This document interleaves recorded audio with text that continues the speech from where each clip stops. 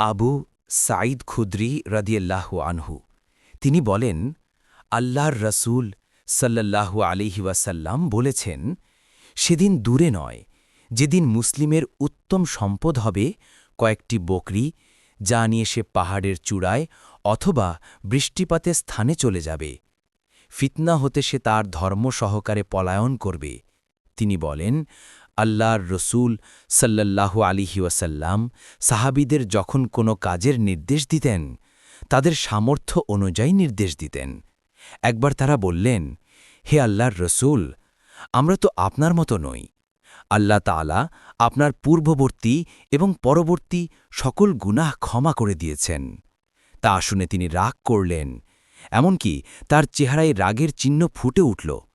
অতঃপর তিনি বললেন, তোমাদের চেয়ে আমি আল্লাহকে অধিক ভয় করি ও বেশি জানি। ইসলামের জন্য ভিডিওটি শেয়ার করবেন আর চ্যানেলটি সাবস্ক্রাইব করতে ভুলবেন না।